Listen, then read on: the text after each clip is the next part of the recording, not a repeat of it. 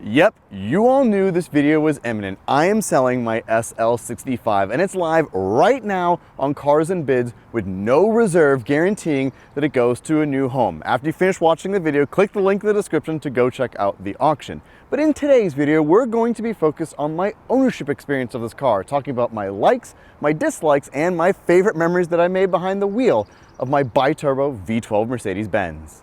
Like number one, and probably the most obvious one, this engine, the glorious M275 6-liter bi-turbo V12. I went into this ownership experience understanding that I would probably like this engine. I didn't realize how much I was going to love it. I think it is one of the most underrated engines maybe of all time. I really think this belongs in the top 5 greatest 12-cylinder motors ever made. It's so powerful when you need it. No one can mess with you on the highway. It would take a Veyron or a Tesla Model S Plaid or something like that to give you a scare, but this thing genuinely just hauls off down the highway, and it makes me bemoan the fact that we don't have de-restricted ones here in the United States. But when you're not scaring your passengers with this thing, it is so smooth and refined around town. It really is a great package. Not easy to take care of and not easy to work on, but it is one of my favorite engines, and I really have fallen in love with it way more than I was expecting.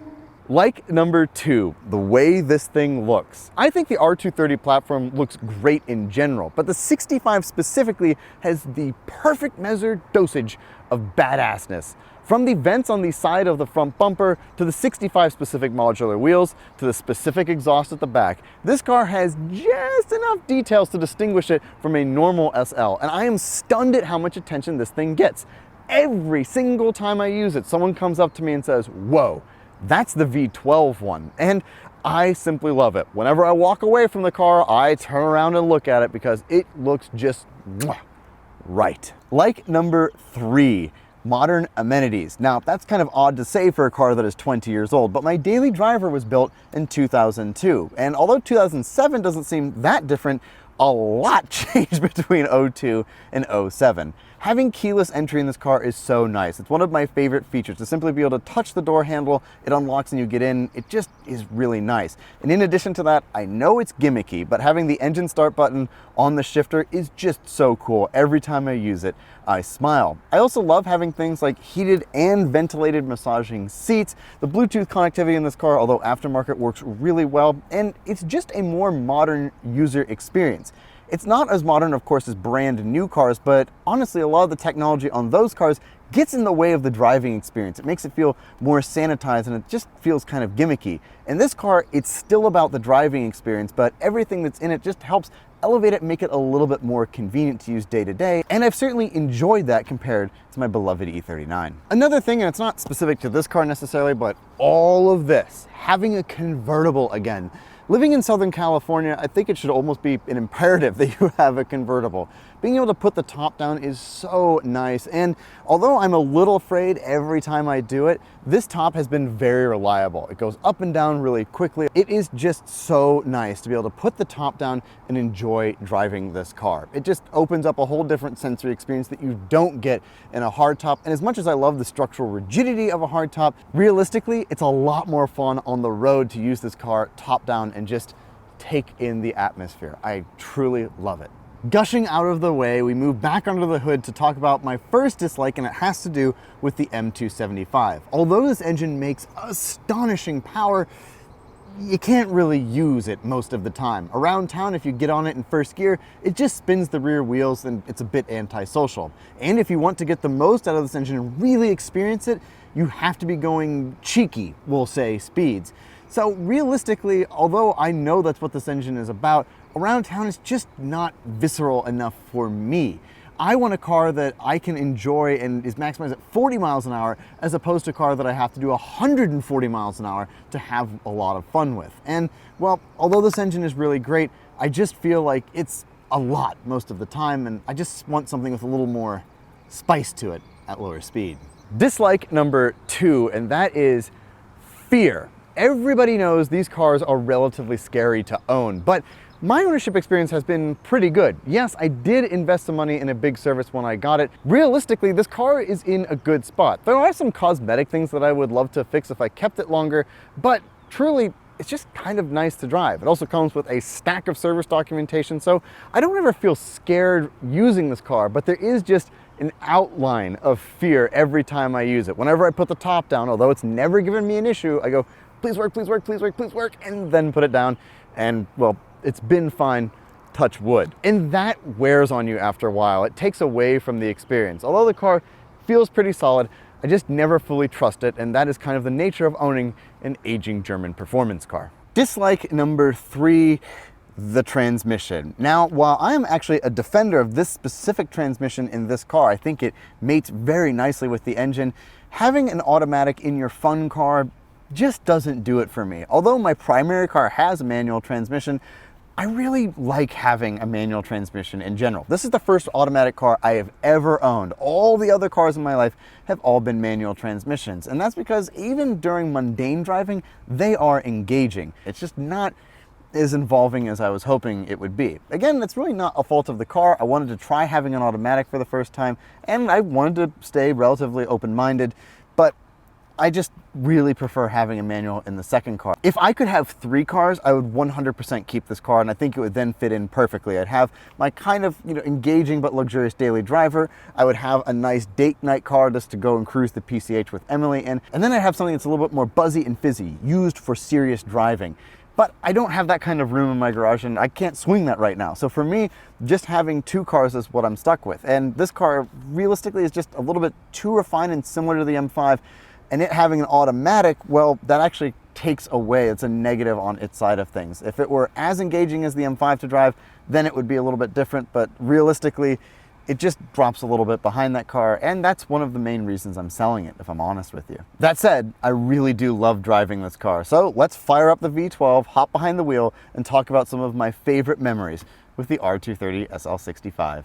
Driving the SL65. This is actually my last drive in this car. After this, I'm putting the car away. It's going to sit for its next owner, and I'm going to Texas to drive some air-cooled 911s. And so I brought this car to my favorite place to drive it, PCH. Driving along PCH, top down, in a bi-turbo V12 Mercedes. That's about as good as it gets. This car is just made for this place. And that really brings me to my 3 favorite memories driving this car. The first one was immediately when I got it, I went and drove PCH through Newport Beach in Laguna. I drove along there in this car, and it was so good. This car just fits that place so perfectly. Like, you could tell it was built for clientele who lived there when it was new. And to me, it just all rang true. Everything that this car is about, it's prestige. It's like West Coast California prestige. It just suits the car perfectly, and it felt right at home driving it along PCH. Oh, here comes a 296 gonna go by, doing the same thing, cruising this beautiful road. My second favorite memory in this car is something that happened recently. I let my friends drive this car, and getting their reaction on it is so much fun, because initially, a couple of them aren't car people, some of them are. Some people have impressions about what this car is going to be like, but I have to say, I just loved watching them get to experience, especially the torque of this engine for the first time. And it highlights to me how important it is to share your cars with your friends. Let people drive them. They're not gonna hurt it, and I had a great time letting people drive it. And I hope they had fun too, and I hope you liked that video. If you haven't, go check it out. It's a ton of fun to make. Definitely my favorite video I've made of the year so far. And then comes what I would say is my 3rd favorite memory in this car, and that was driving it to Sunrise Highway. In San Diego, kind of about an hour away from San Diego, there's a really great stretch of road called Sunrise Highway. It's near Julian, it's out there. If you get up early, you can go out there and have the road to yourself.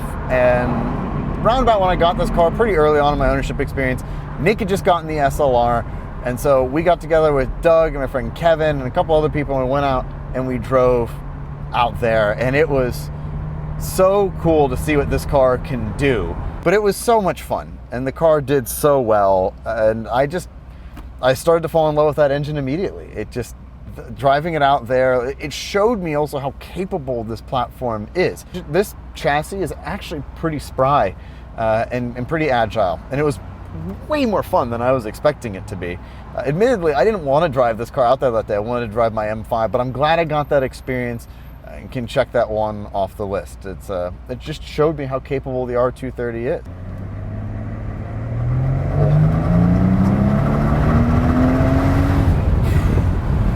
Anytime I get to interact with this engine is special. My favorite times using this car is just like anytime I get on the highway with it, anytime I can just get to play with the throttle of this thing, reminds me how much of a monster lives up there under the hood.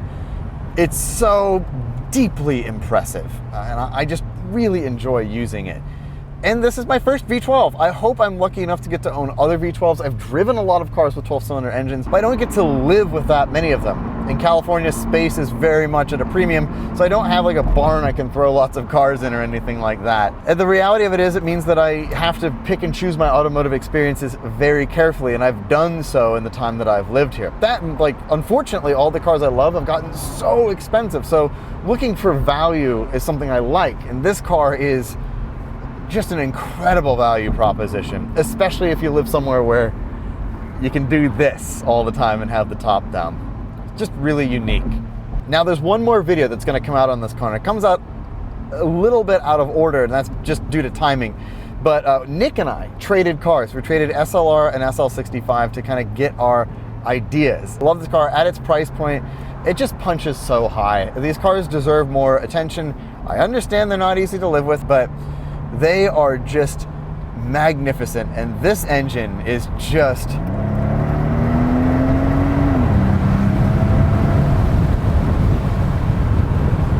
there's so little that can do that. I'm gonna miss this motor so much. It's so impressive, and it just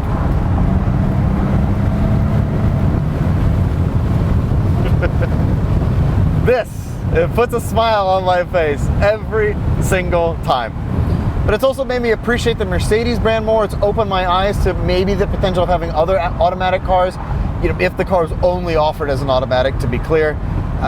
It's kind of opened my eyes to some other different experiences that I like. And it's also highlighted to me, I really have to have a convertible here. It's so nice to have this. And it's been a great experience. I have loved the R230 SL. I think it's a special car. I hope one day they become more appreciated because they deserve to. And it's just been a pretty great ownership experience. In totality, very impressive. Impressive is the word I use to describe this car. I think that sums it up perfectly. And that has been my ownership experience with the SL65. I really like this car, and I am absolutely in love with that engine. If this car had had a manual transmission and I didn't have my other car, I would likely be keeping it. But the heart wants what the heart wants, and I'm on the hunt for a Viper. And if you've been looking for an SL65, well, you can buy this one on Cars and Bids. Thank you so much for watching, and I'll talk to you very soon. Goodbye.